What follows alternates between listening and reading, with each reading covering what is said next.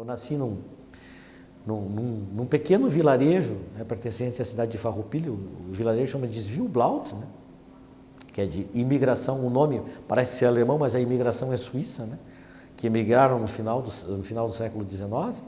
E eu muito cedo, então com 5, 6 anos de idade, os meus pais vieram para Porto Alegre, né, ao lado de Porto Alegre, em Canoas, porque uma das minhas irmãs, a minha irmã mais velha, já estava entrando, né, já estava na universidade, etc. Então era uma obsessão dos meus pais que os filhos estudassem, era a obsessão maior dele que os filhos estudassem.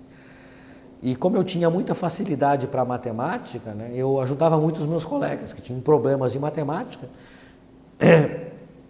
E eu resolvi então, na época, eu vou ser professor de matemática. Então eu fiz o vestibular na Pontifícia Universidade Católica do Rio Grande do Sul. Na minha época tinha algo que não existe mais, que a gente fazia as licenciaturas curtas em ciências, né, que duravam 2 anos, 2 anos e meio, em que a gente estudava para ser professor de ciências, né, de matemática, física, química e biologia. E desde o primeiro semestre da faculdade eu já trabalhava num colégio, em seguida fui trabalhar no estado.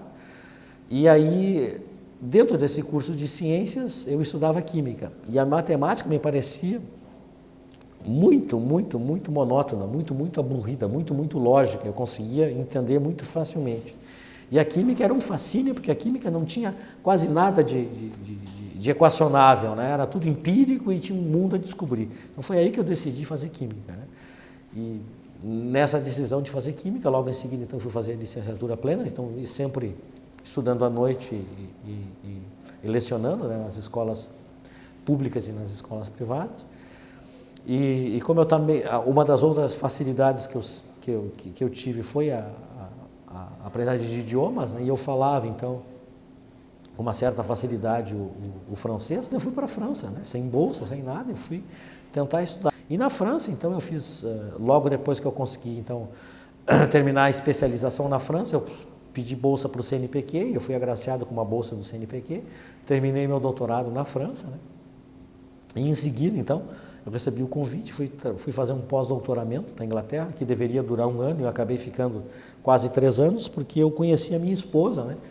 E eu fui esperar que a minha esposa, a Marta, então, terminasse seu doutorado e a gente pudesse, né, vir ao Brasil, no qual ela não conhecia, né? E que foi um desafio muito grande para ela, né? E que levou muito tempo para que ela conseguisse se adaptar, né, ao Brasil. Agora não, agora ela já é uma gaúcha, né?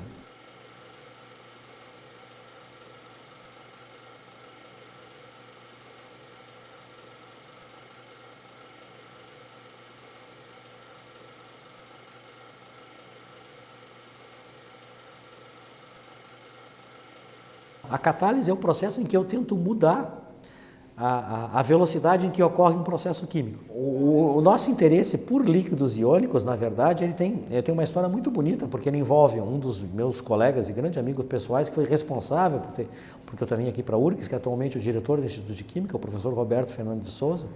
Eu lembro muito bem do dia em que ele, num corredor aqui, ele passou pelo corredor assim: Jair, tu visse esse artigo do Chauvin? Chauvin depois foi prêmio Nobel há 3 anos atrás, não por isso, mas por outras coisas.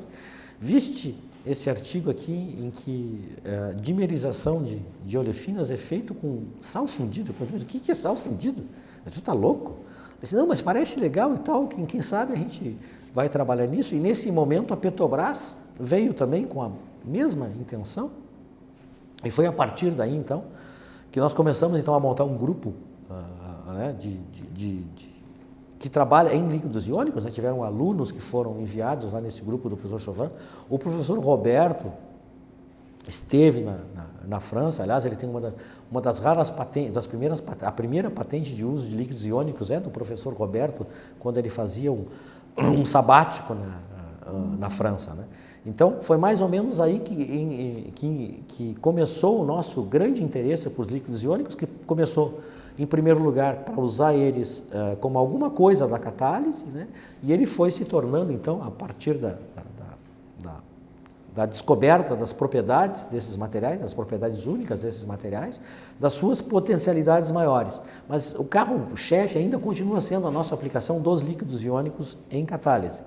Mas ele abriu um novo leque de oportunidades.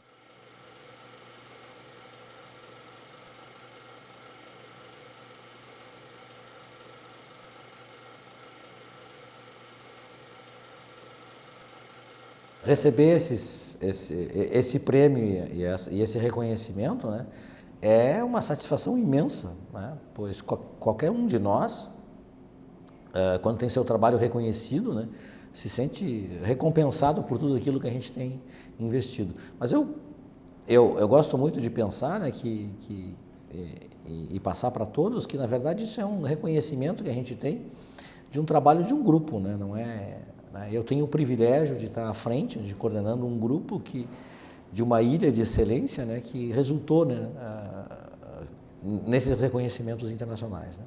E, em segundo lugar, eu gostaria muito de pensar que isso possa servir de incentivo, né, para que aqueles que fazem ciência, né, de alguma forma, eles se sentissem também parte desse processo, né, e que mais pessoas viessem a trabalhar com ciência.